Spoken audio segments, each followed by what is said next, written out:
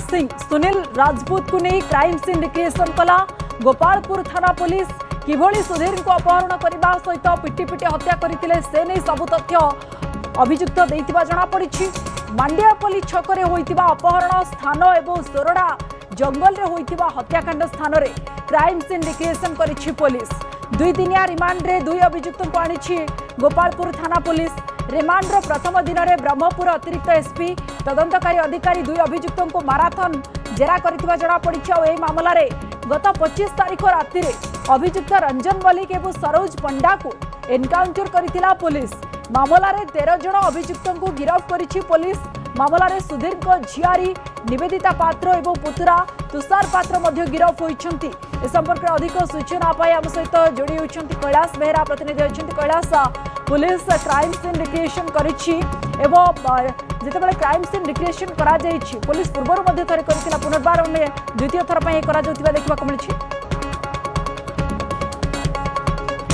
सुधीर पात्र हत्या घटना गत किछि दिन पूर्व राजस्थान अंचल मुकेश साहू सुमित सिंह सहित आउ 2 जन अभियुक्त जहाँकि पूर्व एनकाउंटर करथिला रंजन मल्लिक और सरोज पंडा यही 4 जन को पुलिस गिरफ्त करथिला। गिरफ्त करबा परे तांकू ब्रह्मपुर जहाँकि कोर्ट को अणाइଥିଲା किंतु सेही पूर्व जेतेबेले जो रंजन रहिसंदी एवं सरोज से माने पिटी जीवा पय चेष्टा करथिला बेले एनकाउंटर करथिले सेमानु पुलिस।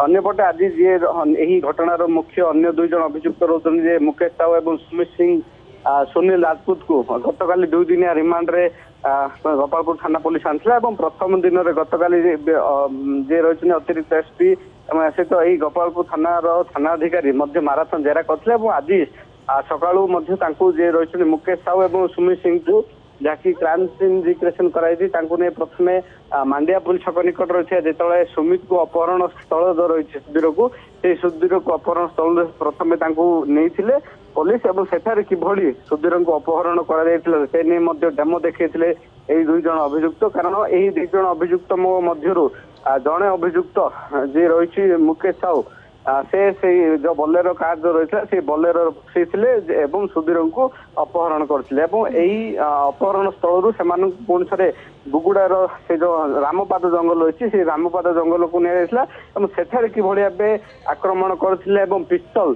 सुधीर मुंड उपर रखी 0 राउंड मारिबा निमंत्रण धमक चमक देथिले। डेमो देखाइले आज जो माने अभियुक्त रही डेमो देखाई 2 दिनिया रिमांड अणा जाइछि।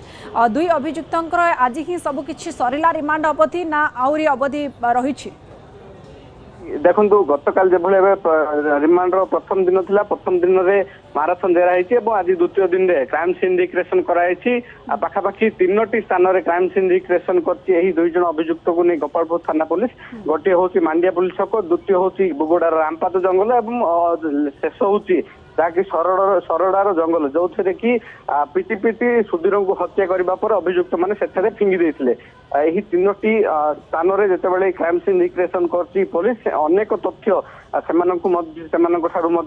जहाँकि जबत अनेक तथ्य मिलवा पर से आधार देखो यही घटना मोट 13 जन अभियुक्त बर्तमान सुधा गिरफ्त होती पूर्व 9 जन अभियुक्त को 3टी पर्यायर पुलिस रिमांड आनी क्राइम सीन रिक्रिएशन करथिला सहित माराथन जेरा करथिला यही घटना 13 जन अभियुक्त ही सामिल थिबा नै ब्रह्मपुर एसपी जी स्पष्ट करछन। तेणुकर बर्तमान आउ रिमांड आनिबार काहाकू पचारिबार नहीं कौन प्रकार सूचना नहीं केवल बर्तमान आवश्यकता पड़ुछि जे जो तथ्य मिली रिमांड हो अथवा क्राइम सीन रिक्रिएशन हो सही तथ्य आधार किभली भाव पुलिस चार्जसीट दाखल करिवो ताहाकू नहीं बर्तमान पुलिस गुरुत्व देछि। चार्जसीट रे सब तथ्य को दाखल करिवो पुलिस। रिमांड अवधि गोटे पटे सरी क्राइम सीन रिक्रिएशन करा मुकेश साहू और सुमित राजपूत